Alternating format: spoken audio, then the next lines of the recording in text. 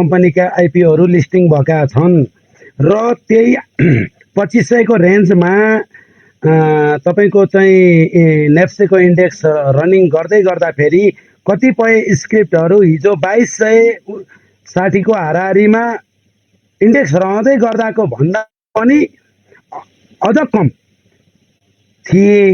कतै न कतै यो 2500 को हाराहारीको इन्डेक्स यो आइपिओहरूको रेन्जलाई चाहिँ नयाँ आइपिओ लिस्टिङ भएको रेन्जलाई जोड्दै गर्दा कतै न कतै त्यो 2200-2300 को इन्डेक्स बराबर जस्तो देख्न हामीले सक्छौँ कि सक्दैनौँ होला सर? यति चाहिँ मलाई जोड दिनु होला, प्रश्न पारिदिनु होला मुक्ति सर।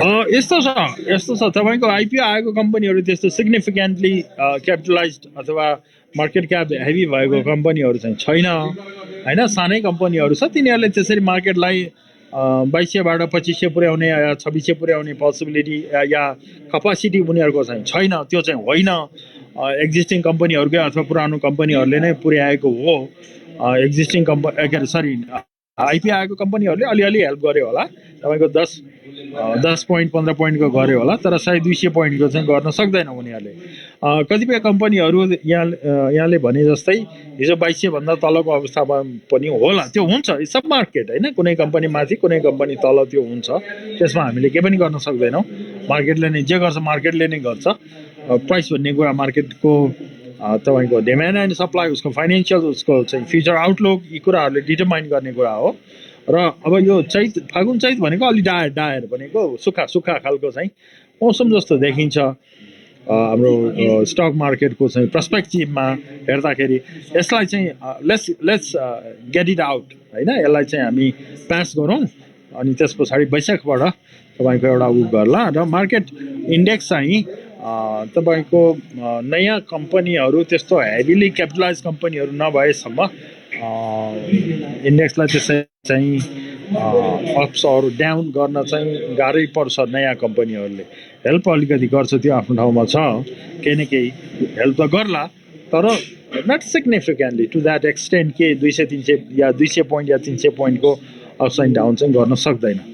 त्यो नयाँ कम्पनीहरूको धेरै ठुलो कन्ट्रिब्युसन चाहिँ छैन। त्यो हामीले पर्सेन्टेज निकालेर टोटल मार्केट क्यापमा यिनीहरूको पर्सेन्टेज कति छ त्यो निकालेर क्यालकुलेट गर्दा थाहा भइहाल्छ हामीलाई कति पोइन्टको यिनीहरूको कन्ट्रिब्युसन छ। 100बाट लिस्टिङ गर्दा 100मा हुन्छ। अनि तपाईँको यिनीहरूले अब I don't know best price कति राख्छ होइन, त्यो रेन्जलाई राख्छ कि डे 1मा चाहिँ भएको फर्स्ट ट्रान्ज्याक्सनलाई राख्छ कि 100लाई राख्छ कि त्यो मलाई थाहा छैन। हेर्नुहोस्, किन भन्दा स्टक एक्सचेन्जले हामीलाई त्यो इन्डेक्स क्यालकुलेसनको मेथड, प्रोसिजियर, त्यसको चाहिँ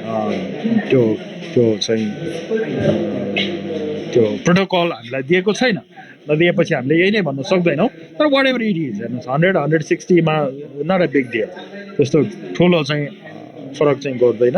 त्यही कारणले गर्दाखेरि यो हाम्रो पुरानो है आइपिओ आउनुभन्दा अगाडिकै कम्पनीहरूकै कन्ट्रिब्युसन हो। इन्डेक्स चाहिँ 2200बाट 2260 यस्तै कतिबाट चाहिँ अहिले 2600 समथिङमा हुनुको कारण। त्यही कारणले गर्दाखेरि नयाँ त्यस्तो significantly large company, large market cap भएको कम्पनी नआएको हुँदाखेरि त्यतातिर चाहिँ त्यो कुरा त म नोट गरिहाल्छु, म भनिहाल्छु। यदि त्यस्तो आएदेखि यसले यसो गरेको हो भनेर मैले इदर चाहिँ ट्विट गर्छु अर मैले फेसबुकमा लेख्छु अर यही नै बोल्छु।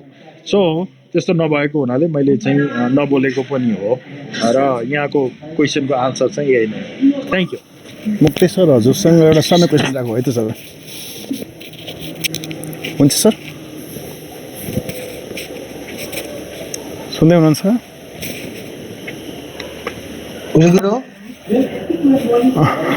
हजुर हजुर, मलाई भन्नुभएको? हजुर मुक्ति sir. Yes yes, I am listening. मैले जान्न चाहेको के भने अहिले हाम्रो बजार जुन कोभिडको पिरियड पछि बजार 31-3200 पिरियड पुग्यो, मार्चसम्म पुग्यो, बुलिस थियो बजार। अर्थतन्त्रका अरू अवयवहरूमा खासै ठुलो गुणात्मक परिवर्तन भएर रेट अफ रिटर्न हाई भएर बजार त्यहाँ पुगेको होइन कि अन्य अपर्च्युनिटीहरू प्राप्त नगरेको कारणले इन्भेस्टरहरूले आफ्नो लगानी नेप्सेमा अथवा अरू धेरै मानिसहरू एकैचोटि यो बजारमा इन्भेस्ट गर्न को कारणले बजार बुलिस भएको थियो।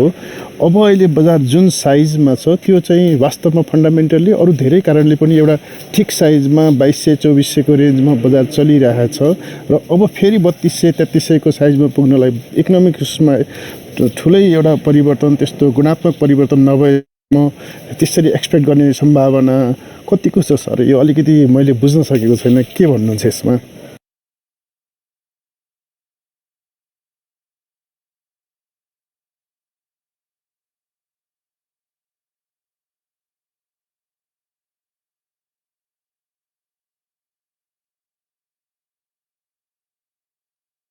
है किशोर यस्तो छ, इकोनोमिक इन्डिकेटरहरू त राम्रो छैन, त्यसमा नो डाउट है। इकोनोमिक इन्डिकेटरहरूले कहीँ न कहीँ गएर हिट चाहिँ गर्छ। तर हामीले के चाहिँ हेर्नु पर्यो भन्दाखेरि इकोनोमिक इन्डिकेटरहरू बेठिक हुँदा हुँदै पनि हाम्रो मार्केटमा भएको कम्पनीहरू पिएलसी जुन भनिन्छ, public limited companies and public limited companies, listed public limited companies भनौँ न है, तिनीहरूको फाइनेन्सियल्स राम्रै रहन्छ भने त हामीलाई के फरक पर्यो र, हामी लगानीकर्तालाई?